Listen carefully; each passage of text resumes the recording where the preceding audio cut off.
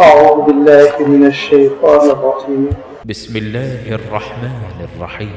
يا أيها الذين آمنوا إذا جاءكم المؤمنات مهاجرات فامتحنوهن الله أعلم بإيمانهن فإن علمتموهن مؤمنات فلا ترجعوهن إلى الكفار لا هن حل لهم ولا هم يحلون لهن وآتوهم ما أنفقوا ولا جناح عليكم أن تنكحوهن إذا آتيتموهن أجورهن ولا تمسكوا بعصم الكوافر واسألوا ما أنفقتم وليسألوا ما أنفقوا ذلكم حكم الله يحكم بينكم والله عليم حكيم. وإن فاتكم شيء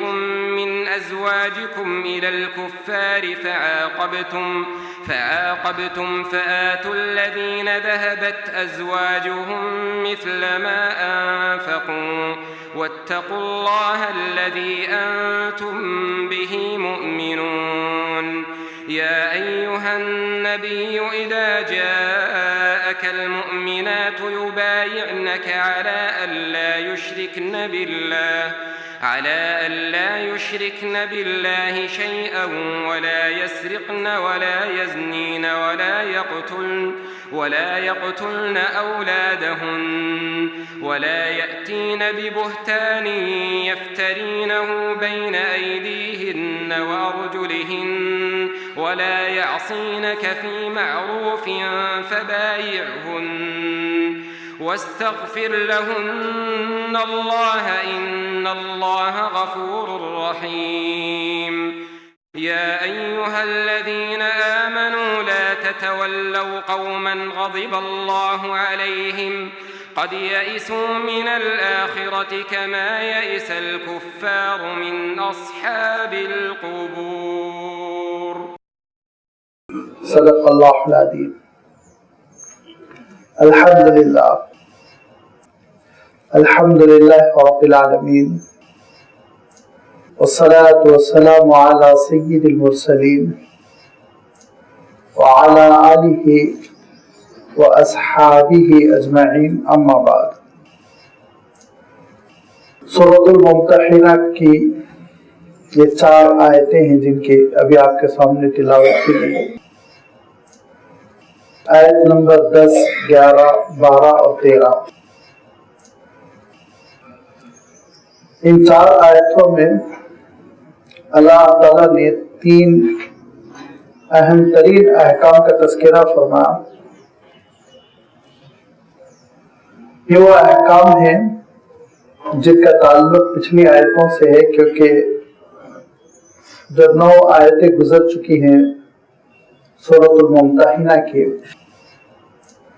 اس میں اللہ تعالیٰ نے اپنے ایمان والے بندوں سے کہ اصل دوستی، تعلق اور رابطہ اور محبت اللہ تعالیٰ کی بنیاد پر ہونی چاہیے. فرمایا لا تتخذوا عدوی وعدوکم اولیاء، جو اللہ کے دشمن ہیں، اس کے دین کے دشمن ہیں، جو اہل ایمان کے دشمن ہیں، ان سے تمہاری محبتیں کیا معنی رکھتی ہیں؟ ان سے اچھے تعلقات رکھنا، ان کے ساتھ انسانی بنیادوں پر احسان کرنا، کار خیر کرنا، فلاح بہبود کا کام کرنا، ان سے پڑوسی کی بنیاد پر اچھا تعلق رکھنا، یہ ساری چیزیں روا ہے، بلکہ ان کی تاکید ہے، ان پر عمل کرنے کی اہمیت اور فضیلت بتائی گئی ہے. لیکن دل سے محبت، قلبی تعلق کہ دل میں ان کو بٹھا رکھے ہیں، فرمایا یہ کیفیت یہ غیر اللہ سے اور اللہ کے دشمنوں سے نہیں ہونی چاہیے. بالخصوص ایک واقعہ بھی پیش آیا تھا اور اس کا میں نے اشارہ بھی کر دیا تھا کہ ایک بدری صحابی تھے جنہوں نے جنگ بدر میں حصہ لیا تھا، بڑے مقبول صحابی تھے، نیک دل صحابی تھے، حضرت حاتب ابن ابی بلتعہ۔ ان سے ایک معاملہ یہ ہو گیا تھا کہ انہوں نے مکے والوں کو خط لکھ کر یہ اطلاع دے دی تھی کہ اللہ کے رسول صلی اللہ علیہ وسلم مکے کا سفر کر سکتے ہیں، اور مکے پر جو اہل کفر کا، مشرکین کا قبضہ ہے وہ ختم کرنے کے لیے آپ کی مہم ہو سکتی ہے، جس کو اللہ تعالیٰ نے بالکل پسند نہیں فرمایا۔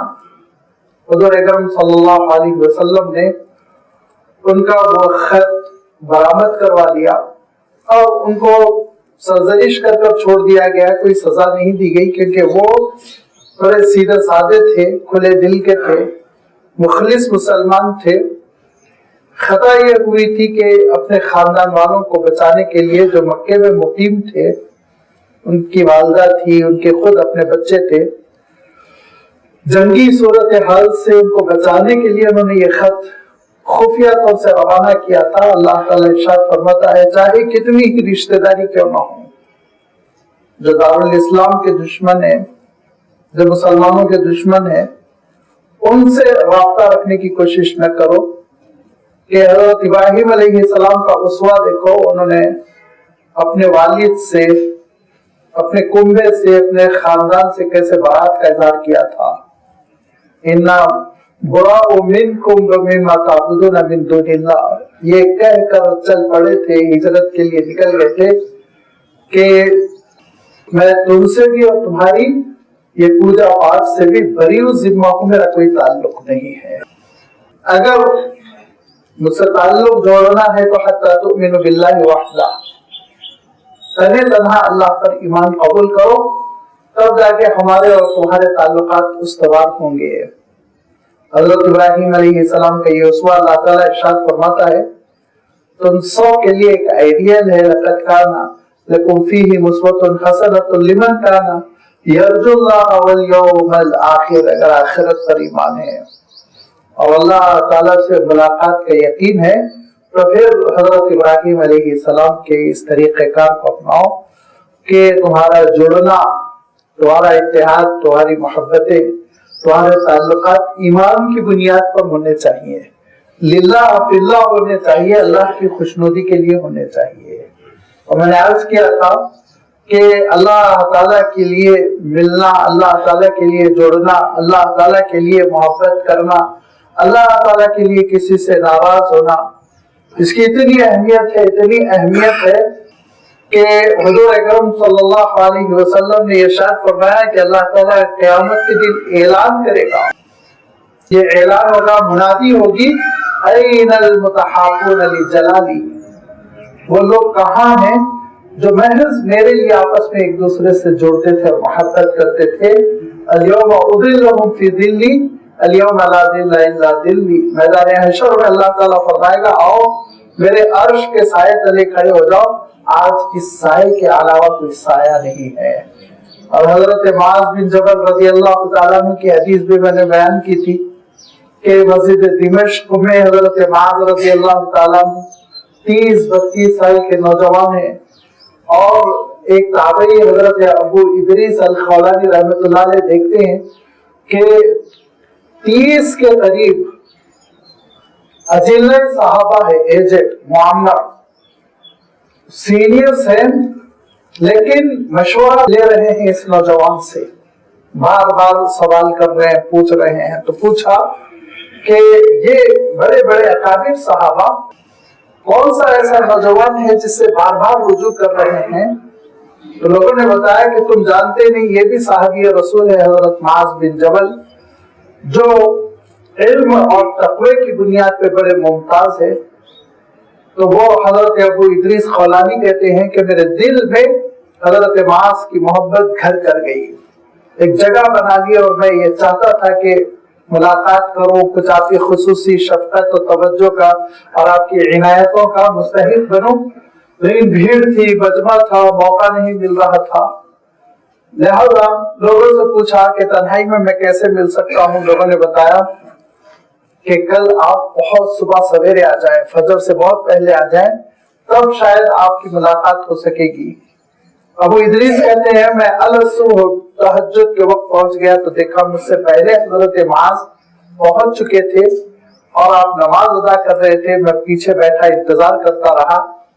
جیسے ہی آپ نماز سے فارغ ہوئے میں جھپٹ کر آگے بڑھا اور میں نے کہا حضرت میں آپ سے محض اللہ تعالیٰ کے لیے محبت کرتا ہوں۔ تو حضرت معاذ رضی اللہ تعالیٰ عنہ نے آپ کی گریباں کو پکڑا، حضرت ابو ادریس کے قریب کھینچا اور کہا کہ خدا کی قسم کھا کر کہو کہ تم محض اللہ کے لیے مجھ سے محبت کرتے ہو۔ اور انہوں نے کہا کہ اللہ کی قسم محض اللہ کی خوشنودی کے لیے میں آپ سے محبت کرتا ہوں۔ 3 بار حضرت معاذ نے پوچھنے کے بعد کہا کہ میں تم کو ایک خوشخبری سنانا چاہتا ہوں جو اللہ کے رسول صلی اللہ علیہ وسلم نے سنائی تھی، اور یہ کہا تھا کہ جو محض اللہ کی خوشنودی کے لیے محبت کرتا ہے، محض اللہ کی ذات کے لیے، دین کے لیے، اخلاص و للہیت کے ساتھ، دنیاوی منفعات کے لیے نہیں بلکہ صرف اور صرف اللہ کو خوش کرنے کے لیے، تو ایسے بندے کے سلسلے میں اللہ تعالیٰ ارشاد فرماتا ہے کہ وجبت محبتی للمتحابین فیہا والمتجالسین فیہا والمتزاورین فیہا والمتبازلین فیہا، کہ اللہ تعالیٰ کا یہ اعلان ہے اور وعدہ ہے کہ میری محبت ایسے بندوں کے لیے واجب ہو چکی ہے۔ وجبت محبت، میری محبت، اللہ تعالیٰ ارشاد فرماتا ہے، حدیث قدسی ہے کہ حضور اکرم صلی اللہ علیہ وسلم اللہ تعالیٰ سے روایت کر رہے ہیں کہ اللہ تعالیٰ ارشاد فرماتا ہے میری محبت واجب ہو چکی ہے ان بندوں کے لیے جو میرے لیے محبت کرتے ہیں، میرے لیے ایک دوسرے کے ساتھ بیٹھتے ہیں، متجالسین فیہا متزاورین فیہا، میرے لیے ملاقات کرتے ہیں، متبازلین فیہا، میرے لیے آپس میں ایک دوسرے پر خرچ کرتے ہیں۔ لہذا ارشاد فرمایا کہ اصل دین یہی ہے، دیکھو کہ اللہ کی بنیاد پہ جڑو، الحب فی اللہ والبغض فی اللہ، اللہ کے لیے محبت ہو، ناراضگی اگر کسی سے ہو تو محض اللہ کی خوشنودی کے لیے۔ آج عالم یہ ہے، ہمارے رابطے ہوتے ہیں، تعلقات ہوتے ہیں، لازمی بات ہے ایک اجتماعی زندگی سوسائٹی میں بسر کرنی ہے تو روابط کی تو اہمیت ہے، لیکن ان رابطوں میں، ان تعلقات میں اور ان لائلٹیز میں کہیں اللہ تعالیٰ کے لیے جگہ ہے؟ ایک بار ہم غور کریں، کہیں اللہ تعالیٰ کو ہم نے جگہ دے رکھی ہے یا ہم نے اللہ تعالیٰ کو یکسر فراموش کر دیا؟ اللہ نہ کرے، اللہ نہ کرے۔ لہذا یہ ایک دین کی اہم حقیقت ہے۔ آپ صلی اللہ علیہ وسلم ارشاد فرماتے ہیں اس کو ایمان کی شیرنی کا، ایمان کی جو مٹھاس ہے اس کا پتہ ہی نہیں چلا جس نے اللہ کے لیے محبت نہ کی ہو اور اللہ کے لیے دشمنی نہ کی ہو۔ اس کو حلاوت ایمان نصیب ہوتی ہے، اس کو ایمان کی شیرنی اور مٹھاس محسوس ہوتی ہے جو اللہ کے لیے جوڑتا ہے اور اللہ تعالیٰ کے لیے اکھڑتا ہے، ناراض ہوتا ہے۔ لہذا اللہ تعالیٰ نے یہ تاکید جب کر دی تو ایک غلط فہمی پیدا ہو سکتی تھی، جس کو میں نے شروع ہی میں آپ کے سامنے واضح کر دیا تھا کہ وہ غلط فہمی نہیں پیدا ہونی چاہیے کہ سوسائٹی کے ان روابط سے، ان تعلقات سے ہم کو نہیں روکا گیا جو ایک شریف انسان کے دوسرے شریف انسان کے ساتھ ہوتے ہیں۔ ایک آپ کا پڑوسی ہے، غیر مسلم ہے، ٹھیک ہے، لیکن پڑوسی ہونے کے ناطے وہ آپ کی شفقتوں، آپ کی عنایتوں کا مستحق ہوگا۔ آپ کے گھر کچھ پڑ جائے آپ اس کو بھیج سکتے ہیں، وہ بیمار ہو جائے آپ اس کے عیادت کے لیے جا سکتے ہیں، وہ علیل ہے اور آپ اس کو علاج کے لیے مدد کر سکتے ہیں۔ ساری چیزیں آپ جو تصور کر لیں جو اجتماعی اور تمدنی ہے، ان میں اللہ تعالیٰ نے کسی بھی چیز سے نہیں روکا۔ لہذا خود اللہ تعالیٰ نے بندوں کے ذہنوں سے اس غلط فہمی کے ازالے کے لیے ارشاد فرمایا لا ينهاكم الله عن الذين لم يقاتلوكم في الدين ولم يخرجوكم من دياركم ان تبروهم وتقسطوا اليهم۔ دو باتیں ارشاد فرمائی۔ بر کہتے ہیں کہ وفاداری والا سلوک کرنا، بر کہتے ہیں حسن سلوک کو۔ بر اس کا مفہوم ہی ہوتا ہے کہ اسم جامع للخیر کلہ، سارے خیر کا جو سرچشمہ سورس ہے وہ بر۔ فرمایا ایسے نیک سلوک سے اللہ تعالیٰ تم کو نہیں روکتا ہے۔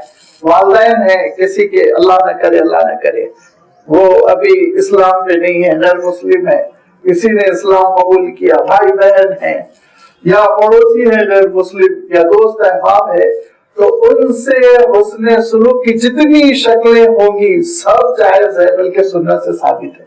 अल्लाह ताला इरशाद फरमाता ला यनाकुम, नहीं रोकता है अल्लाह ताला तुमको किससे, अन तबर्रुहुम, कि उनके साथ अच्छा सलूक करो, बिर का मामला करो, नेकी का मामला करो, मोहब्बत का मामला करो, कोई हर्ज नहीं। जैसे कि मैंने अर्ज किया कि बीमार है आप इयादत के लिए जा सकते हैं, मर गए हैं आप सपोर्ट करना चाह रहे हैं, आखिरी तजहीज़ और तकफीन के लिए मदद करना चाह रहे हैं, आप कर सकते हैं। बस उनके मुशरिकाना रसूम में शरीक होने के और उसमें पार्टनर बनने की इजाजत नहीं होगी। तो आपका कोलिक है, साथी है, पड़ोसी है, और बसा औकात बाज लोग इस्लाम में दाखिल होते हैं तो उनके रिश्तेदार हैं, सबके साथ उसमें सलूक कर सकते हैं, कोई हर्ज नहीं है। लेकिन ये कि दिल में जो जगह दी जाए बस वो अल्लाह ताला को, और अल्लाह ताला के सदक़े अल्लाह ताला के चाहने वाले नेक बंदों को, मुसलमानों को, ईमान वालों को, ये है हकीकत। इरशाद फरमाया दूसरी बात, वो तुक़सितू इलैहिम, और कभी अल्लाह ताला तुमको इंसाफ करने से नहीं रोकता। जो झगड़ कर आ जाए, एक ईमान वाला है, एक ईमान से महरूम, तो तुम हरगिज़ ये फैसला न करना कि ये ईमान से महरूम है, कुफर करे, शिर्क करे, लिहाजा उसको हक जो मिलना चाह रहा है उससे भी महरूम कर दो, हरगिज़ नहीं। इरशाद फरमाया इंसाफ इंसाफ है। तुक़सितू इलैहिम, उनके साथ इंसाफ करना, जो हक उनका है वो हक उनको देना, उसमें तुम साफ सुथरे रहना।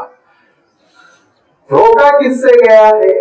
वफादारी से, लॉयल्टी से, गैर मामूली दिल में उनसे मोहब्बत रख लेना, इससे रोका गया है। क्योंकि याद रखिए कि जब ये जरासीम रहेंगे तो इस बात का पूरा इम्कान है वो हमको पूजा पाठ में शरीक कर ले, मुशरिकाना अमाल में शरीक कर ले, और घर में बेमुहाबा दाखिल होने की वजह से मुशरिकाना रस्म रिवाज दाखिल कर दे, हमारे बच्चे बिगड़ जाए। लिहाजा सारी चीजों का इम्कान है। इसीलिए असल मोहब्बत तो करो बस अल्लाह के लिए, और असल बुग़्ज़ तुम्हारे दिल में, नाराजगी किसी से पैदा हो तो महज अल्लाह की वजह से, अल्लाह के हुक्म की वजह से। और हाँ, जिन्होंने आपको हिजरत पर मजबूर कर दिया, मक्के मुकर्रमा में रहने नहीं दिया, तो लाज़िम बात है उनसे रवाबित ताल्लुकात रखने की अब कोई शक्ल बाकी नहीं रह गई। जब इस दीनी हकीकत को और जब इस दीन की बुनियाद को अल्लाह ताला ने वाज़ेह फरमाया तो कुछ सवालात खड़े हो गए थे, और वो सवालात और उसके अहकाम अल्लाह ताला ने बयान फरमाए। उनमें से एक ये है कि जो खवातीन कुफर पर है, मुसलमान नहीं हुई, मक्के मुकर्रमा में है, उनका क्या मामला हो, या इसके बिल्कुल बरअक्स खातून वो इस्लाम कबूल कर मदीने मुनव्वरा आ गई, शौहर काफिर है, मक्के मुकर्रमा में है, तो उनके साथ क्या हो। ये तो उस वक्त का बर्निंग टॉपिक था ना, आज हम अपनी सोसाइटी में नहीं महसूस करते, लेकिन सहाबा तो यही इम्तिहान से गुजर चुके थे। लिहाजा इस मामले को अल्लाह ताला ने वाज़ेह फरमाया, ये हुक्म आ गया। और इस हुक्म के बाद फिर अल्लाह ताला ने एक बयात का हुक्म दिया है, उसकी भी इंशाअल्लाह वज़ाहत आती चली जाएगी। और फिर खत्म हुई सूरत उसी पर कि मोहब्बत करो तो अल्लाह के लिए करो, जुड़ो तो अल्लाह के लिए जुड़ो। पहला जो हुक्म है कि अगर खवातीन इस्लाम कबूल कर मदीने मुनव्वरा आ रही हैं तो क्या किया जाए। मसला क्या हुआ था? मसला ये हुआ था, आपको याद होगा सूरतुल फतह में वजाहत कर दी गई कि एक एग्रीमेंट हुआ था हुदैबिया के मकाम पर, उसको सुलह हुदैबिया कहते हैं। सन 7 हिजरी में जब हुजूर अकरम सल्लल्लाहु अलैहि वसल्लम उम्रे के लिए तशरीफ लाए तो मक्के के हुदूद पर रोक दिया गया अल्लाह के रसूल सल्लल्लाहु अलैहि वसल्लम को। हजरत उस्मान रज़ियल्लाहु ताला अन्हु सफीर बनकर मक्के मुकर्रमा गए, तो मक्के के नुमाइंदे बनकर सुहैल इब्न अम्र आए, जो उस वक्त मुशरिक थे, बहुत बाद में फतेह मक्का के बाद उन्होंने इस्लाम कबूल किया।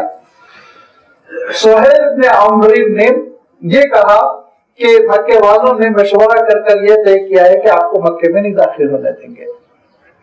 हुज़ूर अकरम सल्लल्लाहु अलैहि वसल्लम ने फरमाया हम लड़ने भिड़ने के लिए नहीं आए हैं, सिर्फ इबादत की नीयत से आए, उम्रे की नीयत से आए। तो उन्होंने कहा कि फिर हमने ये तय किया है कि आप ऐसा साल उम्रा कीजिए 3 दिन मक्के में आप रहेंगे, बगैर हथियार आएंगे, हालत इहराम में आएंगे, उम्रा करके आप तीसरे दिन वापस हो जाएंगे। अल्लाह के रसूल सल्लल्लाहु अलैहि वसल्लम ने एग्री किया, फरमाया कि ठीक है, मंजूर कर लिया। और कहा कि हम एक मुआहदा करना चाहते हैं, और वो मुआहदा डिक्टेट किया किसने? सुहैल इब्न अम्रिन ने। हुजूर अकरम सल्लल्लाहु अलैहि वसल्लम ने डिक्टेट नहीं किया। अल्फाज जरा इसको आप ज़हन में रखिए, मैं खास तौर पर वजाहत कर रहा हूँ कि अल्फाज हुजूर अकरम सल्लल्लाहु अलैहि वसल्लम के नहीं थे।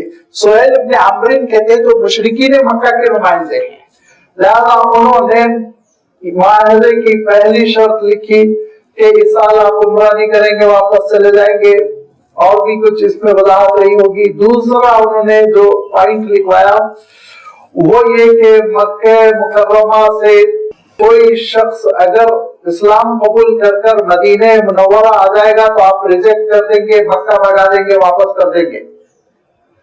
हुजूर ने कहा मंजूर। फिर उसके बाद तीसरी बात कही, मदीने मुनव्वरा का कोई शख्स अगर इस्लाम से बरगश्ता होकर मक्के वालों से आके मिलेगा तो मक्के वाले नहीं लौटाएंगे। हुजूर ने कहा मंजूर, मंजूर कर। हजरत उमर रज़ियल्लाहु ताला अन्हु तड़प गए, खड़े खड़े हो जाते थे और कहते थे हजरत अबू बकर सिद्दीक रज़ियल्लाहु ताला अन्हु से, क्या हम दीन हक पर नहीं है? हजरत अबू बकर सिद्दीक रज़ियल्लाहु ताला अन्हु कहते थे कि भाई दीन हक पर है, लेकिन मुआहदा कौन कर रहा है? ये भी तो देखो, अल्लाह के रसूल कर रहे हैं। हम में से कोई शख्स करता तो तुमको एतराज का हक था, ये रसूल खुदा कर रहे हैं, इस पे कैसे तुम एतराज कर सकते हो? खामोश रहो। लिहाजा ये चीज भी लिख दी गई, तीसरा जुमला भी लिख दिया गया, और उसमें आप जानते हैं कि मोहम्मद रसूलुल्लाह का लफ्ज आया सल्लल्लाहु अलैहि वसल्लम। सुहैल इब्न अम्र रसूलुल्लाह लिखने पे तैयार नहीं हुए, मोहम्मद बिन अब्दुल्लाह लिखने पर उन्होंने जबरदस्ती की, सारी चीजें मान ली गई, और भी चीजें थी, मैं उनको छोड़ रहा हूँ।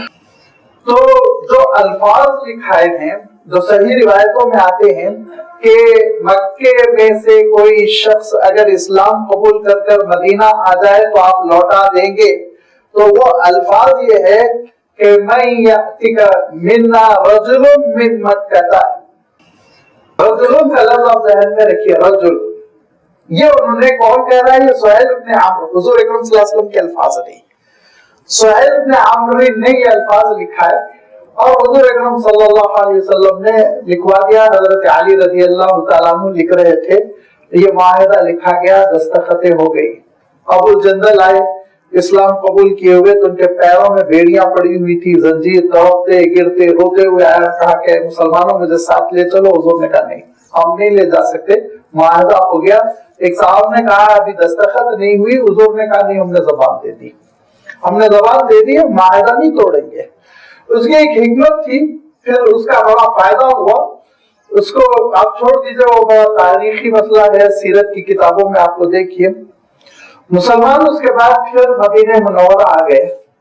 मदीने मुनव्वरा आने के बाद एक खातून आई, उम्मे कुलसूम रज़ियल्लाहु ताला अन्हा, दूसरी खातून आई उमैमा रज़ियल्लाहु ताला अन्हा, तीसरी खातून आई सईदा बिन्त हारिस रज़ियल्लाहु ताला अन्हा। ये वो खवातीन हैं जो मक्के मुकर्रमा में इस्लाम कबूल कर लेने की वजह से जुल्म और ज़्यादती का तख्ते मश्क बनी हुई थी, मुसीबतें झेल रही थी, बहुत परेशान हो रही थी। और ये खवातीन हिजरत करके छुप छुप के मक्के मुकर्रमा से निकलकर मदीने मुनव्वरा आ गई। तो जैसे ही उम्मे कुलसूम रज़ियल्लाहु ताला अन्हा आई, उनके 2 भाई आए। एक भाई बहुत मशहूर है, वलीद इब्न उक़बा, ये उक़बा की बेटी थी जो इस्लाम का बड़ा दुश्मन था, और उम्मे कुलसूम जिन्होंने इस्लाम कबूल कर लिया था। इसीलिए आप हमेशा ये हकीकत ज़हनों में रखें, तारीखी हकीकत है कि जो इस्लाम के बड़े दुश्मन होते हैं, अल्लाह ताला के औलाद को मुसलमान करता है, आगे चल के उनकी औलाद मुसलमान होती है। अबू जहल के बेटे हजरत इकरमा, और ऐसे ही आप तारीख उठाकर देखिए कि चंगेज खान का परपोता बरकत खां इस्लाम कबूल किया, बदल दिया उन्होंने सारे हालात को, तातारियों को। तो ये अजीब व गरीब हकीकत है कि जो बहुत दुश्मनी में पेश रहते, अल्लाह ताला उन्हीं के घरों से फिर इस्लाम को फैलाता है, जिसको अल्लामा इकबाल ने कहा पासबान मिल गए काबे को, सनम खाने से, बुत खानों ही से इस्लाम की खिदमत करने वाले निकलते। लिहाजा उक़बा जो है वो बड़ा इस्लाम का दुश्मन था और हुज़ूर अकरम सल्लल्लाहु अलैहि वसल्लम से बदतमीजियां करता रहता था। और उनकी बेटी हजरत उम्मे कुलसुम ने इस्लाम कबूल कर लिया था और अपने इस्लाम को बचाने के लिए वो हिजरत कर गई, मदीने मुनव्वरा पहुंच गई सुलह हुदैबिया के बाद। और उनके पीछे पीछे उनके दो भाइयों को दौड़ाया गया, पकड़ कर लाओ, कैसे गई।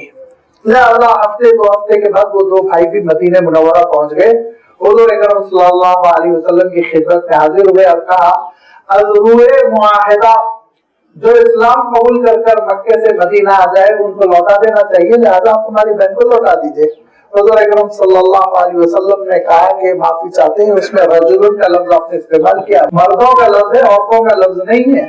तो कभी कभी अपने जाल में खुद सयाद फंस जाता है, अपने जाल में खुद शिकारी फंस जाता है। ये अल्लाह ताला की हिकमतें होती हैं, ये अल्लाह ताला की तदबीरें होती हैं, ये खुदाई मंसूबा बंदी होती है जिसको बंदा समझ नहीं सकता।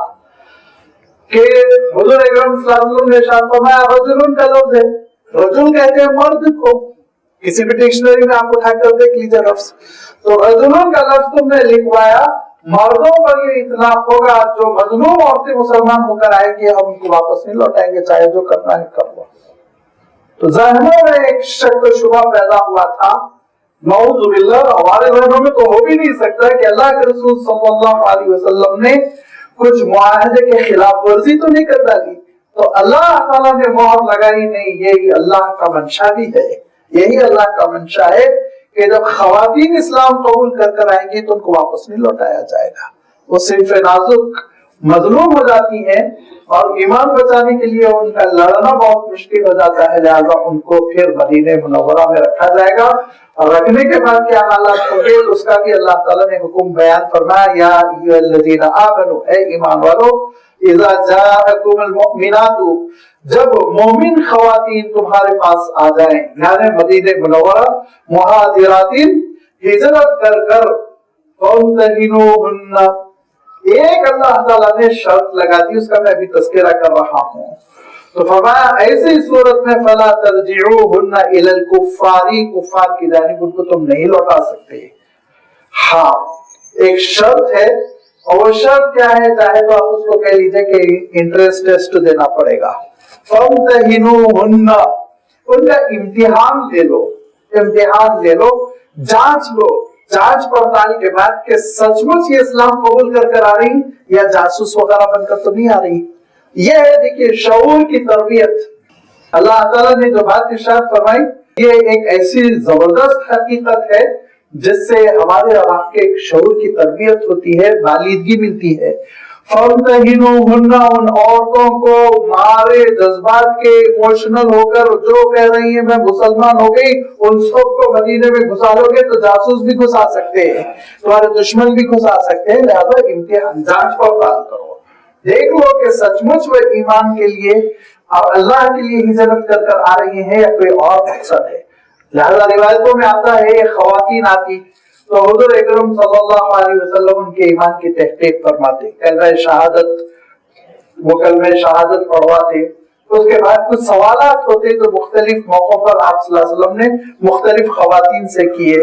कभी कभी आपने ये भी पूछा, ऐसा तो नहीं कि मक्के मुकर्रमा से तुम इसलिए निकल के आ रही हो कि शौहर से लड़ाई हो गई हो, लिहाजा शौहर को सजा देने के लिए भाग गई हो, ऐसा तो नहीं, ये भी पूछा आपने। कभी कभी आपने ये भी सवाल किया, ऐसा तो नहीं कि मदीने मुनव्वरा में कोई वो शख्स है जिससे तुमको मोहब्बत हो, जिससे तुमको ताल्लुक हो, शादी करना चाहती हो। ये सारी तहकीक हुज़ूर अकरम सल्लल्लाहु अलैहि वसल्लम फरमा देते और तहकीक हो जाने के बाद से फिर हुज़ूर अकरम सल्लल्लाहु अलैहि वसल्लम उनको नहीं लौटाते हैं।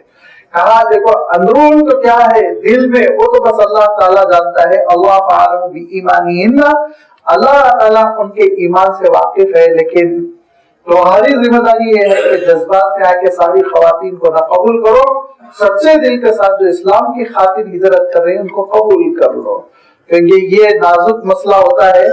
और आमतौर पर हमने अपनी सोसाइटी में, अपने माशरे में ये देखा है कि किसी शख्स ने ईमान का ऐलान कर दिया, इस्लाम का ऐलान कर दिया, तो जरा हम इमोशनल हो जाते हैं, जज्बाती हो जाते हैं اور پھر اس کے بعد سے ان کے ساتھ وہ معاملہ کر جاتے ہیں جس سے کبھی کبھی بسا اوقات بعد میں پچھتانا پڑتا ہے. اپنی معلومات دیتی ہے اپنے اداروں کے بارے میں, اپنی تحریکوں کے بارے میں, اور خفیہ راز وہ سارے کے سارے ہمارے محبت کے کھول دیے. بعد میں معلوم ہوا کہ یہ صاحب دھوکہ دینے کے لیے آئے تھے, ایمان ان کا دکھاوا تھا, اصل تو یہ جاسوس تھے, ایجنٹ تھے, ایجنسی کے نمائندے تھے. یہ ساری چیزیں بعد میں نظر آتی ہیں, اور یہ باضابطہ آپ حیرت کریں گے کہ میں شخصی طور پر تجربے کے مرحلے سے گزر چکا ہوں کہ ایمان کا دعویٰ کرتے ہوئے کس طرح قریب آئے ہم سے, اور اس کے بعد کس طرح وہ گھستے گئے ہمارے محکوموں میں, اور بعد میں کس طرح سے اس کی حقیقت کھل کر سامنے آئی. کتنی حیرت ہوئی ہم کو, پیروں تلے زمین نکل گئی کہ جن کو ہم یہ سمجھ رہے تھے کہ بڑے ہمارے وفادار ایمان والے ساتھی, معلوم یہ ہوا کہ ان کا تو قصہ ہی کچھ اور تھا. لہذا اللہ تعالیٰ ارشاد فرماتا ہے کہ ہمارے جذبات کے دریا دل نہ بندو, بلکہ ذرا آزمائش کرو, امتحان لو, کچھ ٹھہرو, کچھ دیکھو تمہارا ساتھ دے رہے ہیں نہیں دے رہے, نمازیں پڑھ رہے ہیں کہ نہیں پڑھ رہے ہیں, اور اسلام میں داخل ہونے کے لیے کچھ قربانیاں بھی دے رہے ہیں کہ نہیں دے رہے ہیں. اور بعض لوگ جو ہے سادگی میں یہ بھی کہنے لگے کہ ابھی خاندان والوں کے ساتھ رہنے دو, اگر خاتون ہے تو ہندو شوہر کے ساتھ, اور اگر مرد ہے تو غیر مسلم عورت کے ساتھ ابھی رہنے دیجیے, چھوڑیے, ابھی مت کریے. ایسا نہیں, یاد رکھیے اسلام جو ہے یو ٹرن کا نام ہے. یہ وہ ان مذاہب کی طرح نہیں ہے جو کمپرومائز کے ساتھ چلتے ہیں. جب ہو گئے مسلمان تو ہو گئے, سارے بتوں کو توڑنا, دل سے نکال کے پھینکنا ہوگا. پھر ابھی حکم آ رہا ہے, ناممکن ہے کہ مومن مرد کسی مشرک عورت کے ساتھ اور مشرک عورت کسی مومن مرد کے ساتھ رہے, نباہ ہو, ناممکن ہے, حرام ہو جاتے ہیں دونوں ایک دوسرے کے لیے. یہ قربانی دینی ہوگی. یہ قربانی کوئی دے رہا ہے تب سمجھ لیجئے کہ وہ سچے دل کے ساتھ اسلام قبول کر رہا ہے. یہ نہیں ہو سکتا کہ صنم بھی ساتھ ساتھ رہے اور اللہ تعالیٰ بھی, بت بھی دل میں رہے, اللہ تعالیٰ بھی. یہ اسلام اس کو قبول نہیں کرتا. ہمیشہ اسلام نے کہا کہ جب ادخلوا فی السلم کافہ, مسلمان ہو گئے تو ہو گئے. ساری مشرکانہ چیزوں سے اب تم کو کٹ ہو جانا ہوگا, رابطہ کاٹ دینا پڑے گا. لہذا فرمایا کہ دیکھو جب کوئی خاتون مکہ مکرمہ سے, مکہ مکرمہ ہم اس لیے کہہ رہے ہیں کہ اس ماحول میں مکہ مکرمہ, مدینہ منورہ, یہ دو نمائندے بنے ہوئے تھے. مدینہ دارالاسلام تھا, مکہ مکرمہ میں مشرکین کا غلبہ تھا. فتح مکہ کے بعد پھر یہ قصہ ختم ہو گیا. لہذا جب کوئی خواتین میں سے ہجرت کر کر تمہارے پاس ایمان قبول کرتے ہوئے آ رہی ہو تو فامتحنوہن, ان کا امتحان ضرور لے لو. یہی فامتحنوہن لفظ ہے جس کی وجہ سے اس سورت کو سورۃ الممتحنہ بھی کہہ سکتے ہیں, آپ سورۃ الممتحنہ بھی کہہ سکتے ہیں. اگر سورۃ الممتحنہ آپ کہہ رہے ہیں کسرہ کے ساتھ, جس کو آپ اردو میں زیر کہتے ہیں, زیر کے ساتھ, تو اس کے معنی ہوں گے امتحان لینے والی سورت, وہ سورت جس میں امتحان لینے کا تذکرہ آیا. اور اگر آپ ممتحنہ کہہ رہے ہیں فتحہ کے ساتھ, جس کو آپ اردو میں زبر کہتے ہیں, تو اس کے معنی ہوں گے کہ ان خواتین کے بارے میں سورت جن خواتین کا امتحان لیا گیا, جو امتحان سے گزری. تو تھوڑا سا معنوی فرق ہے لیکن چیز ایک ہی ہے, سورۃ الممتحنہ کہیں, سورۃ الممتحنہ کہیں. فرمایا کہ فامتحنوہن اللہ اعلم بایمانہن, اصل ایمان سے تو اللہ تعالیٰ واقف ہے, لیکن اس کے معنی یہ نہیں ہے کہ ظاہری طور پر تم بالکل انجان ہو جاؤ, نہیں, ظاہری امتحان لو. فإن علمتموہن مؤمنات, جب تم کو یقین ہو جائے یہ مؤمن ہے, تو فلا ترجعوہن الی الکفار, کفر کرنے والوں کی طرف, کافروں کی طرف ان کو ہرگز نہ لوٹاؤ. کیوں؟ لا ہن حل لہم, اب یہ خواتین کافروں کے لیے حلال نہیں, ولا هم یحلون لہن, اور نہ ہی کافر مرد عورتوں کے لیے, کافر عورت مومن مرد کے لیے. اور اس کے بالکل برعکس کہ مومن عورت کافر مردوں کے لیے ہرگز جائز نہیں, حلال نہیں, حرام ہو جاتا ہے, رشتہ ختم ہو جاتا ہے. یہاں میں آپ کو بتا دوں کہ ایمان قبول کرنے کی وجہ سے رشتہ کیسے ختم ہوتا ہے. اگر میاں اور بیوی, شوہر اور بیوی دونوں نے بیک وقت اسلام قبول کیا تو پھر رشتہ برقرار ہے, نکاح ویلڈ ہے. اللہ تعالیٰ دونوں کو میاں بیوی ہی اسلام میں تصور کیا جائے گا, تفریق نہیں ہوگی. لیکن اگر دونوں میں سے ایک نے اسلام قبول کیا اور ایک نے نہیں کیا تو جیسے ہی اسلام قبول کیا دونوں رشتے ازدواج سے ٹوٹ جائیں گے، ختم ہو جائے گا قصہ، میاں بیوی نہیں رہ جائیں گے اس کے بعد سے، لہذا رابطے میں رہنا یہ حرام ہو جائے گا۔ اب اس کے بعد سے دوسرا پارٹنر بھی اسلام قبول کرتا ہے، چاہے وہ شوہر ہو یا بیوی ہو، تو پھر اس کے بعد نکاح پڑھایا جائے گا، مہر دیا جائے گا، اور مہر دینے کے بعد شوہر کی طرف سے مہر کی ادائیگی کے بعد نکاح کے بعد جو اسلامی نکاح ہے، اور نکاح کے بعد نہیں ہو سمجھ لیجیے پھر وہ شادی خانہ دھوم دھام سے، نکاح شرعی نکاح یعنی دو گواہ ہوں گے، ایجاب و قبول، مہر کی ادائیگی، اس کے بعد پھر دونوں میاں بیوی بن سکتے ہیں۔ یہ ہے اسلام کا حکم کہ اگر دونوں ساتھ ہوں گے تو شادی کو ویلڈ رکھا جائے گا، اور اگر دونوں میں آگے پیچھے ہو جائیں گے تو شادی پھر ویلڈ نہیں رہ جائے گی اور ٹوٹ جائے گی۔ اب اگر کسی خاتون نے اسلام قبول کیا اور عدت گزر گئی، کسی بھی مسلمان مرد سے ان کا نکاح ہو سکتا ہے، یہ ضروری نہیں کہ وہ غیر مسلم مرد طلاق دے، لیگل سپریشن ہو، نہیں، آٹومیٹیکلی ہو گیا سپریشن، خود بخود ہو گیا ہے، لہذا اب وہ کسی بھی مسلمان مرد کے لیے نکاح کرنا جائز ہو جائے گا، لیکن اس کے لیے شرط یہ ہے کہ مہر رکھا جائے گا اور جو اسلامی نکاح کی شرائط ہے وہ پوری کی جائے گی۔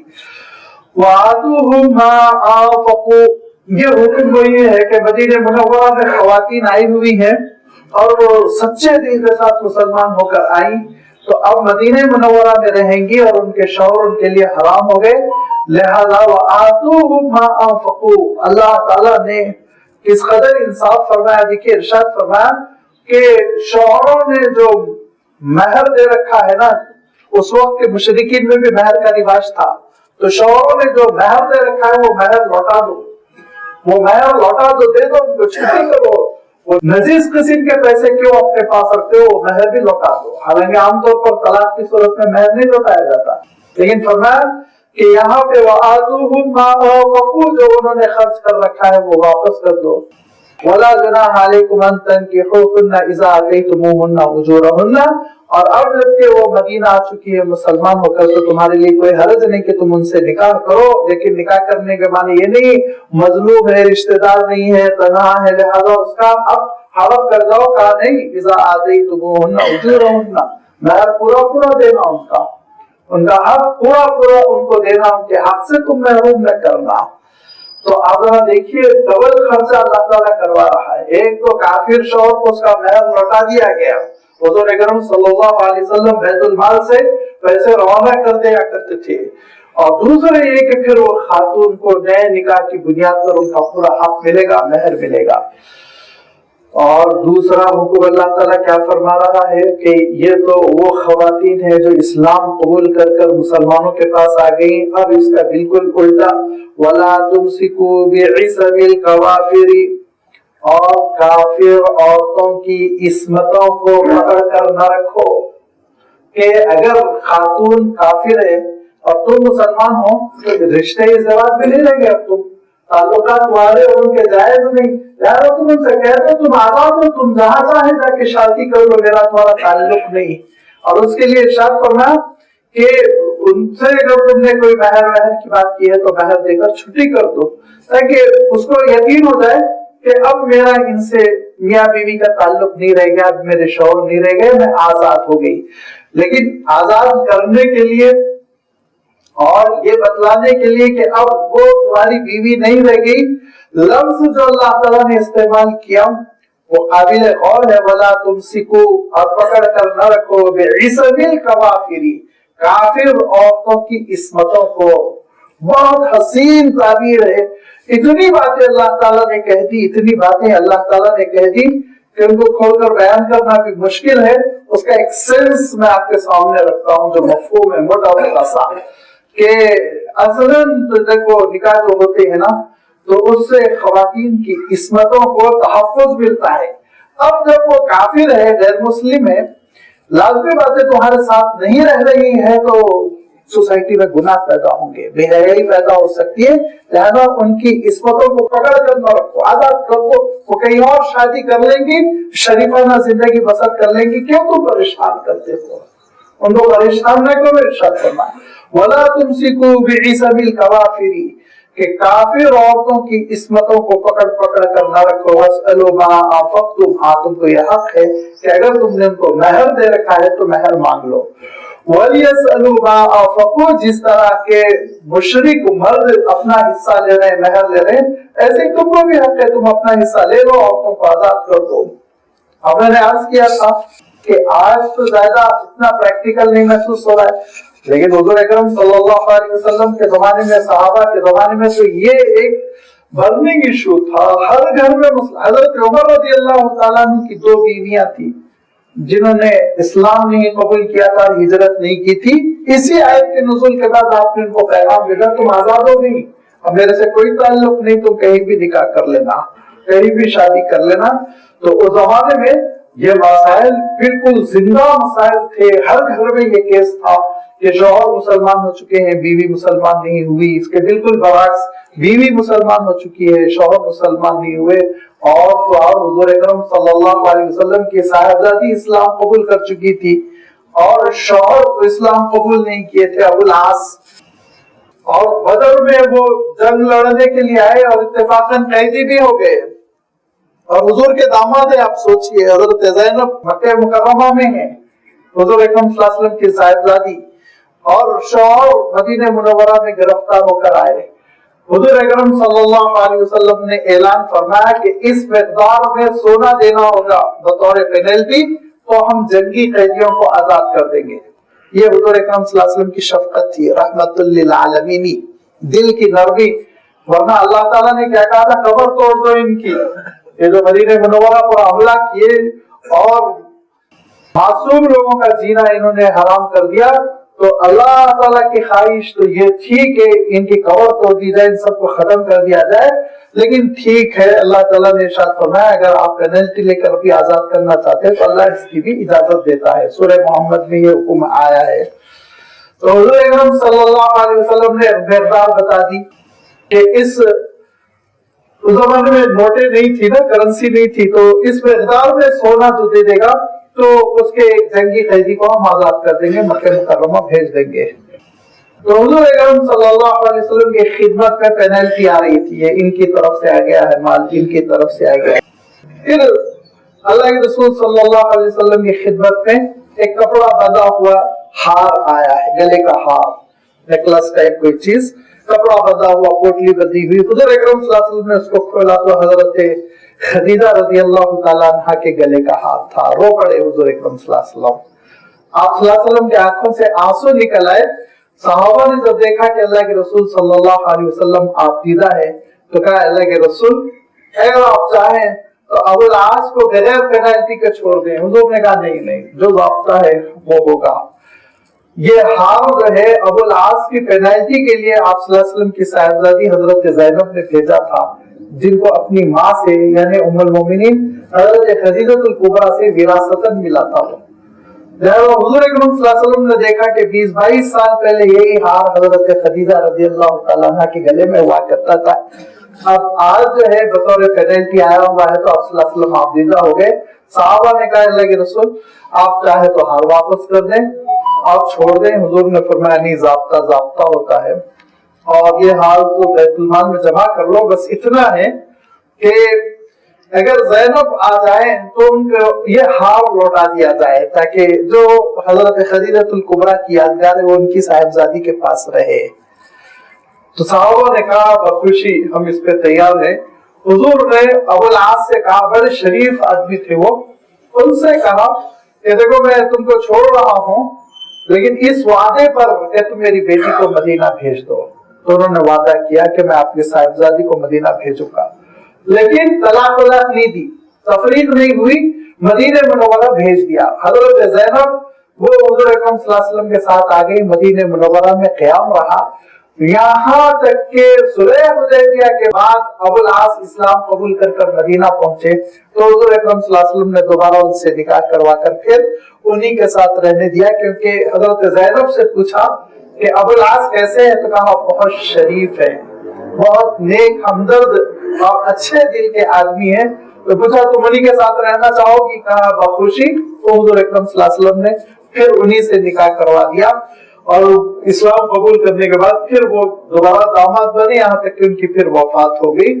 تو اللہ تعالیٰ یہ ارشاد فرماتا ہے کہ یاد رکھو کہ اگر کوئی خاتون اسلام قبول کر آ رہی ہے تو مدینہ منورہ میں رہیں گی، اور اگر کوئی مسلمان مرد مدینہ منورہ آ چکا ہے اور مکے میں اس کی غیر مسلم بیوی ہے تو پھر اس سے اب تعلق برقرار نہیں رہے گا، لہذا اس کو آزاد کر دیا جائے گا مہر دے کر. وَلَا تُمْسِكُوا بِعِصَمِ الْكَوَافِرِ وَاسْأَلُوا مَا أَنفَقْتُمْ وَلْيَسْأَلُوا مَا أَنفَقُوا ذَلِكُمْ حُکْمُ اللَّهِ، یہ اللہ کا حکم ہے، یہ اللہ کا حکم ہے. اور یہ بھی ارشاد فرمایا يَحْكُمُ بَيْنَكُمْ، تمہارے درمیان یہی حکم وہ جاری کر رہا ہے، اور اس حکم کے سلسلے میں کوئی مربت نہیں ہو سکتی. میں نے شروع میں عرض کر دیا تھا کہ بعض لوگ اس سلسلے میں سستی کرنے کی بات کرتے ہیں کہ اگر بھائی ہو گیا نا مسلمان تھوڑے دن رہنے دیں گے، گوارا کریں گے. نہیں، یہ قربانی تو دینی پڑے گی اسلام کے لیے، جنت کے لیے آپ کو اتنی قربانی تو دینی پڑے گی کہ اگر خاتون ہے تو غیر مسلم مرد سے کنارہ کش ہونا پڑے گا، مرد ہے تو غیر مسلم بیوی سے دور ہو جانا پڑے گا، چھوڑ دینا پڑے گا. اتنی تو قربانی دینی ہی پڑے گی. اس کے بغیر اسلام نہیں ہے. پھر اسلام یہ اس معنوں میں اسلام نہیں ہے کہ گھر میں بتوں کی پوجا ہو رہی ہے اور سارا شرک ہو رہا ہے اور اس کا ایک ایلیمنٹ، اس کا ایک پارٹ، اس کا ایک حصہ بن کر مسلمان جی رہا ہے. نہیں، یہ چیزوں کو اللہ تعالیٰ نے گوارا نہیں فرمایا. اسلام ایک آئیڈینٹی کا نام ہے، ایک تشخص کا نام ہے، ایک تبدیلی کا نام ہے. اللہ تعالیٰ کے لیے قربانی دینے کا نام ہے، تحویل قبلہ کا نام. انی وجہت وجہی للذی فطر السماوات والارض، یکسو ہونا پڑتا ہے خداوند قدوس کے لیے، اللہ تعالیٰ کے لیے، تب جا کے اسلام وجود میں آتا ہے. لہذا فرمائے اللہ کا حکم ہے، مشورہ نہیں ہے کوئی، چاہو تو کرو چاہو تو چھوڑ دو. ذالک حکم اللہ یحکم بینکم، تمہارے درمیان یہ حکم جاری کر رہا ہے. واللہ علیم حکیم، بے شک اللہ تعالیٰ بہت علم رکھنے والا اور بڑی حکمتوں کا حامل ہے. اسماء الحسنی کے سلسلے میں عرض کرتا رہتا ہوں کہ یہ آیتوں کے اخیر میں جو آتے ہیں عجیب و غریب مناسبت ہوتی ہے.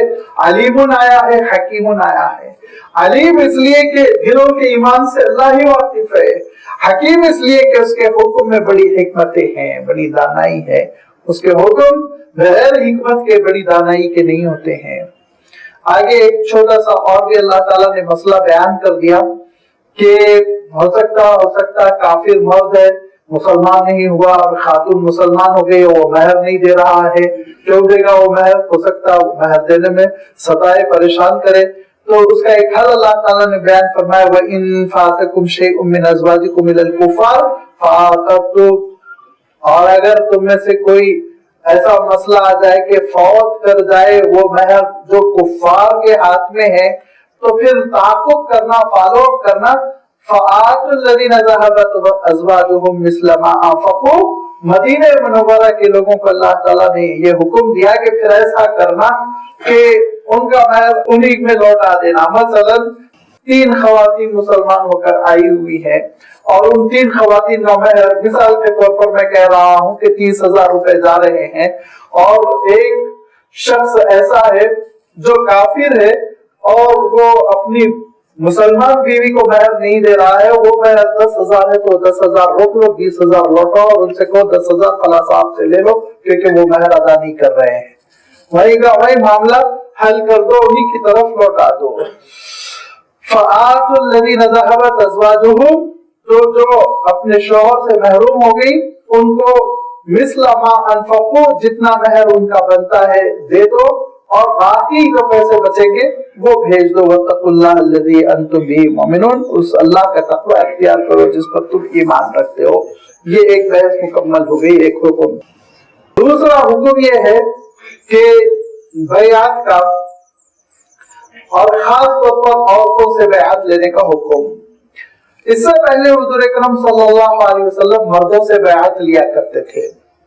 حضور اکرم صلی اللہ علیہ وسلم کا معمول یہ تھا کہ اپنا ہاتھ دیتے اور سیدھا ہاتھ، اور دوسرے جتنے بیعت کرتے وہ سب آپ کے ہاتھ کو اپنے ہاتھ میں پکڑ لیتے، اور اس کے بعد آپ لوگوں سے ان کو پہلے کلمہ پڑھاتے، کلمہ توحید، اللہ کے سوا کوئی معبود نہیں، میں اس کا رسول ہوں، اور نمازوں کی پابندی، شرک سے اجتناب، हराम चीजों से इज्तनाब, बाद उन्वानात होते थे, उन उन्वानात का हुजूर अकरम सल्लल्लाहु अलैहि वसल्लम तज़किरा करते थे। खवातीन से आमतौर पर बयात नहीं होती थी, यहाँ तक कि ये आयत नाजिल हुई और फिर हुजूर अकरम सल्लल्लाहु अलैहि वसल्लम खवातीन से भी बयात लेने लगे। आयत में अल्लाह ताला इरशाद फरमाता है, और बयात कैसे होती थी उसका मैं तज़किरा करूंगा। या अय्युहन नबिय्यु इज़ा जाअकल मुमिनातु युबायिउनका अला अल्ला युशरिकना बिल्लाहि शैआ, जब खवातीन मुसलमान होकर ईमान कबूल कर आपकी खिदमत में पहुंच जाए और वो आपसे इस बात पर बयात कर ले कि अल्लाह के साथ किसी को शरीक नहीं किया जाएगा। एक नंबर, वला यसरिकना, बदयानती नहीं की जाएगी, सरका नहीं किया जाएगा, चोरी नहीं की जाएगी। वला यज़नीना, जिना का इर्तिकाब नहीं होगा। वला यक़तुलना औलादहुन्ना, औलाद का कत्ल नहीं होगा। वला यअतीना बिबुहतानिन यफ्तरीनहु बैन ऐदीहिन्ना व अर्जुलिहिन्ना, और कोई ऐसा बहतान किसी पर नहीं लगाएंगी जिस बहतान को उन्होंने अपने सामने बैठे बैठे मजलिस में गढ़ लिया हो। किसी के दामन पर छींट नहीं उड़ाई जाएगी, दाम नहीं लगाई जाएगी, इस्लाम में बहतान की इजाजत नहीं है। मैं भी थोड़ी और वजाहत कर दूंगा। वला यासीनका फी मारूफिन, और किसी भली बात में, भले हुक्म में वो आपके खिलाफ नहीं जाएंगी। फबायिउहुन्ना, अगर ये बातें मान रही हैं खवातीन तो इनसे आप बयात ले लीजिए। वस्तगफिर लहुन्नल्लाह, और उनके लिए आप अल्लाह ताला से इस्तिगफार की, मग़फ़िरत की दुआ कीजिए, क्योंकि इन्नल्लाह गफ़ूरुर रहीम, बेशक अल्लाह ताला बड़ी मग़फ़िरत करने वाला, बड़ा मेहरबान है। ये बयात हुज़ूर अकरम सल्लल्लाहु अलैहि वसल्लम खवातीन से लेते तो इसका तरीक़ेकार दो होता था, दो तरीक़ेकार, क्योंकि हज़रत आयशा रज़ियल्लाहु ताला अन्हा फरमाती हैं, और मैं ज़रा वज़ाहत के साथ कह रहा हूँ कि क्योंकि हमारे शहर में बहुत से पीरों के सिलसिले में मालूम हुआ कि खवातीन से बड़ी बेतकल्लुफी के साथ बयात लेते हैं। तो अल्लाह का क्या हुक्म, हुज़ूर अकरम सल्लल्लाहु अलैहि वसल्लम की क्या सुन्नत है, मैं आपकी खिदमत कर रहा हूँ। दो तरह से आप बयात लिया करते थे, या तो आप अपना रुमाल डाल देते और एक हिस्से को आप सल्लल्लाहु अलैहि वसल्लम पकड़ते और दूसरे हिस्से को खवातीन पकड़ लेती, एक, या फिर आप एक लगन मंगाते, तश्त, जिसमें पानी होता, और एक हिस्से में हुजूर अकरम सल्लल्लाहु अलैहि वसल्लम अपना हाथ रख देते और दूसरे हिस्से में खवातीन अपना हाथ रखती पानी में डुबोकर। फिर हुजूर अकरम सल्लल्लाहु अलैहि वसल्लम उनसे अहद लिया करते थे कि अहद करो कि हम आज के बाद कभी शिरक नहीं करेंगे, अहद करो कि हम आज के बाद कभी नमाज नहीं छोड़ेंगे। थोड़े अल्फाज बदला करते थे हालात के लिहाज से। किसी सोसाइटी में हुजूर अकरम सल्लल्लाहु अलैहि वसल्लम ने यह देखा कि खवातीन मैयत पे चीख पुकार कर बोली हैं, तो वहां हुजूर अकरम सल्लल्लाहु अलैहि वसल्लम ने यह लफ्ज बढ़ा दिया कि ये भी अहद करो कि हम मैयत पे नौहा नहीं करेंगे। किसी सोसाइटी में हुजूर अकरम सल्लल्लाहु अलैहि वसल्लम ने देखा, किसी खानदान में हुजूर अकरम सल्लल्लाहु अलैहि वसल्लम ने देखा कि खवातीन वो अपने शौहर के पैसों के मामले में बदयानती करती है, तो वहां हुजूर अकरम सल्लल्लाहु अलैहि वसल्लम ने ताकीद कर दी कि शौहर के अमवाल में हम खयानत नहीं करेंगे। लेकिन मोटी मोटी बातें वही होती थी जिनका अल्लाह ताला ने कुरान मजीद में तज़किरा किया। यहाँ तक कि फतेह मक्का के बाद खवातीन जमा हो गई और उन्होंने कहा कि अल्लाह के रसूल, जैसे आपने मर्दों से बयात ली है, हमसे भी बयात लीजिए। तो हुजूर अकरम सल्लल्लाहु अलैहि वसल्लम कोहे सफा पर, सफा की चट्टान पर तशरीफ फरमा हुए और हजरत उमर रज़ियल्लाहु ताला अन्हु का हाथ पकड़ा और हजरत उमर रज़ियल्लाहु ताला अन्हु ने कपड़ा फैलाया और उसको सारी खवातीन ने थाम लिया। हुजूर अकरम सल्लल्लाहु अलैहि वसल्लम ने कहा कि हम अल्लाह के साथ किसी को शरीक नहीं करेंगे, तने तन्हा उसकी इबादत करेंगे। औरतों ने अहद लिया। हुजूर अकरम सल्लल्लाहु अलैहि वसल्लम ने इरशाद फरमाया और ये कहो कि कभी हम चोरी नहीं करेंगे, वला यसरिकना। तो उन औरतों ने कहा कि हम कभी चोरी नहीं करेंगे। बीच में से एक आवाज आई, एक साहिबा पर्दे में से, नकाब में से कहती हैं कि मेरे शौहर बड़े बखील हैं, बच्चों का खर्चा नहीं देते तो कभी कभी छुपा कर मैं निकाल लेती हूँ। हुजूर ने कहा ये चोरी नहीं है, उसको चोरी वोरी नहीं कहते। फिर फरमाया वला यज़नीना, और कभी हम बेहयाई का इर्तिकाब नहीं करेंगे। वही खातून फिर ये कहते हैं अल्लाह न करे हम शरीफजादियां क्यों बेहयाई करेंगे। हुजूर ने फरमाया कि अहद करो वला यक़तुलना औलादहुन्ना, और तुम ये कहो कि कभी हम अपनी औलाद को कत्ल नहीं करेंगे। औलाद का कत्ल बहुत से मानों में होता है, याद रखिए। اور آج ہماری یہ متمدن گلوبلائزیشن کے دور میں خوبصورت دنیا بچوں کو اتنا مارتی ہے آپ تصور نہیں کر سکیں گے. بے حیائی کر کر کے ابارشن کرواتے رہتے ہیں. لہٰذا یہ قتل اولاد ہے جس کے بارے میں اللہ تعالیٰ ارشاد فرماتا ہے کہ اپنی بیعت میں آپ اس کا تذکرہ کیجئے کہ نان نفقے کے خرچے سے، آر کے خرچے سے، کسی بھی وجہ سے ہم اپنے اولاد کو قتل نہیں کریں گے. حضور اکرم صلی اللہ علیہ وسلم نے صفا کی پہاڑی سے فرمایا اور یہ کہو کہ ہم اپنی اولاد کو قتل نہیں کریں گے. تو پھر وہی خاتون یہ کہتی ہیں کہ ہم اپنی اولاد کو قتل نہیں کریں گے اور ربیناہم صغیرا وقتلتہم کبیرا، بچوں کو پال پوس کے میں نے بڑا کیا، بڑے ہو گئے تو آپ نے قتل کر دیا. تو حضور نے کہا یہ ہندا تو نہیں ہے؟ کہا ہاں یہ ہندا ہے. ہندا انہوں نے اخیر میں اسلام قبول کیا تھا نا، ابو سفیان کی اہلیہ. تو حضور نے پوچھا یہ ہندا تو نہیں ہے؟ تو کہا ہاں یہ ہندا ہی ہے جو بیچ بیچ میں لقمے دے رہی ہیں، ایک ایک جملہ کس رہی ہیں. تو ہر مرحلے میں انہوں نے کچھ نہ کچھ اضافہ کیا. حضور اکرم صلی اللہ علیہ وسلم نے یہ بیعت لی اور یہ اس بیعت میں کہتے ہیں کہ 400 سے زائد خواتین تھی جو بیعت کر رہی تھی. یہ حضور اکرم صلی اللہ علیہ وسلم کی سنت تھی کہ آپ صلی اللہ علیہ وسلم بیعت لیتے تھے. حضور اکرم صلی اللہ علیہ وسلم کی جو بیعت ہوتی تھی چاہے وہ مردوں کی بھی بڑی روایتیں ہیں، بے شمار روایتیں ہیں. فلاں موقع پہ آپ نے بیعت لی، فلاں موقع پہ آپ نے بیعت لی. بیعت الرضوان کتنی مشہور ہے جو سورۃ الفتح میں جس کا تذکرہ گزر چکا ہے، وغیرہ وغیرہ بہت سی بیعتیں ہیں مردوں کی جن کا تذکرہ سیرت کی کتابوں میں آتا ہے اور خواتین سے ان بیعتوں کا تذکرہ. تو میں نے عرض کیا تھا کہ مردوں کے ہاتھ پہ تو اللہ کے رسول صلی اللہ علیہ وسلم اپنا ہاتھ دیتے تھے، دست مبارک دیتے تھے، خواتین کے ہاتھ میں اپنا ہاتھ نہیں دیتے تھے.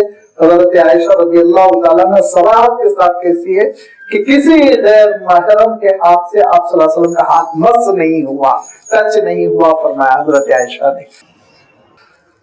اب جو بسا اوقات اس سلسلے میں کوتاہی کی جاتی ہے اس کی وجہ یہ ہے کہ بیعت کو لوگوں نے ایک رسم بنا دیا ہے، ایک رسم بنا کر اس کو رسم کی ادائیگی کے طور پر کرتے ہوئے سنتوں کا اس میں لحاظ نہیں رکھتے اور یہ ناجائز ہے.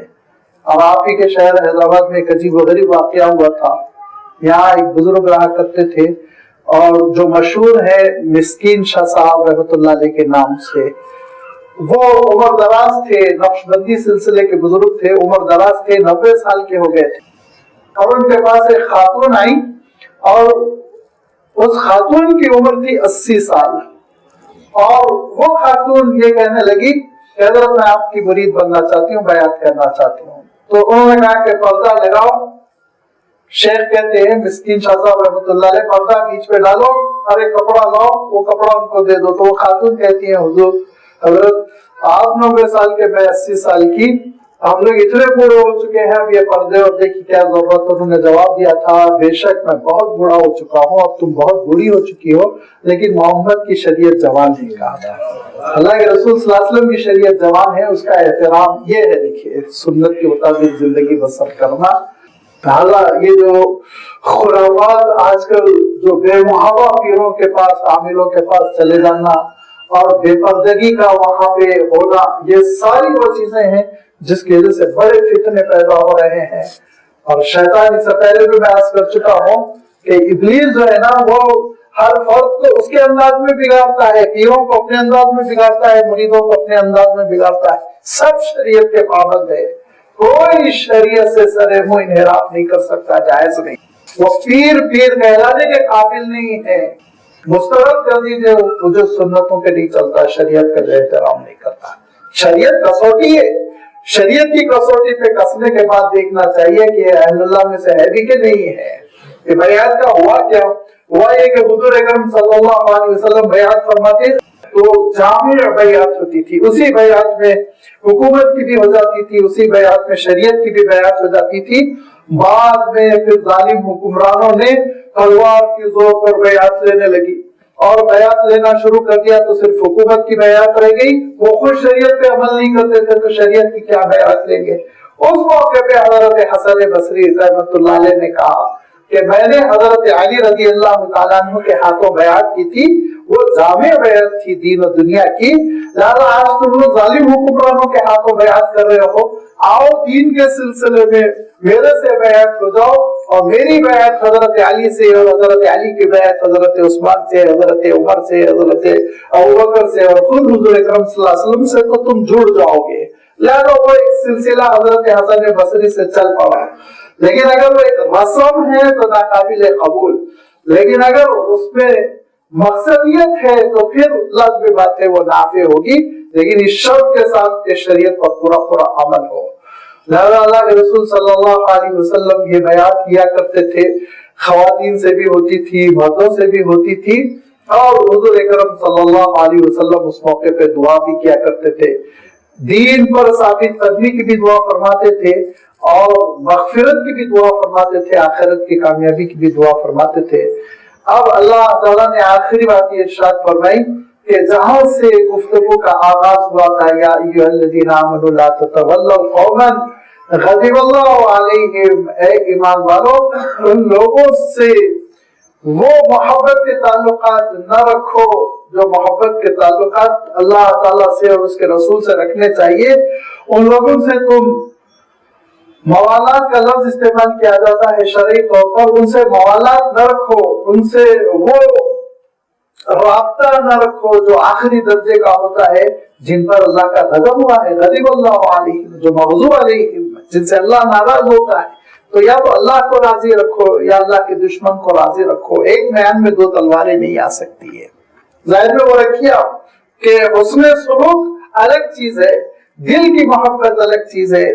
لا تتولوا قوما، ایسی قوم سے محبت نہ کرو جن پر اللہ کا غضب ہوا ہو، اور جن کا عالم یہ کہ قد یئسوا من الآخرہ، آخرت سے ایسے مایوس ہے، کما یئس الکفار من اصحاب القبور، جیسے کہ کافر مرنے والوں سے مایوس ہو جاتے ہیں کہ مر گیا، قصہ ختم ہو گیا، اب نہ عالم میں برزخ ہے، نہ عالم میں قبر ہے، نہ عالم میں حشر ہے، نہ جنت ہے، نہ جہنم، قصہ ختم، آواران کا مسئلہ ہو گیا۔ لہذا جیسے کافر مرنے والوں اور قبروں والوں سے جیسے مایوس ہو جاتے ہیں، ویسے ہی یہ خود اپنی آخرت سے مایوس ہے، اپنی آخرت کے سلسلے میں ان کو کوئی ایمان نہیں ہے۔ تو جو آخرت سے مایوس اور جو اللہ سے جڑا ہوا نہیں ہے، ایسے شخص سے تم کیوں محبت کرتے ہو؟ ایسے شخص سے ایسے گھل مل کر ایسا اس کے اندر حضور اور اتحاد کر جانا چاہتے ہو کہ تمہارا رازدان ہو اور تم اس کے رازدان، یہ کیفیت تم پیدا نہ کرو، ورنہ پھر دھیرے دھیرے اللہ تعالیٰ کے دین سے دور ہو جاؤ گے۔ تمہاری ضرورت یہ ہے اور تمہاری کوشش یہ ہونی چاہیے کہ اہل ایمان کے ساتھ جڑے رہو محبت کی بنیاد پر، کیسے؟ جیسے کہ سیسا پلائی ہوئی دیوار۔ یہ احکام انشاءاللہ آپ دیکھیں گے سورۃ الصف میں اللہ تعالیٰ نے بیان فرمائے، انشاءاللہ اس کی وضاحت آئندہ اتوار آپ کی خدمت میں رکھی جائے گی۔ وآخر دعوانا الحمد للہ رب العالمین۔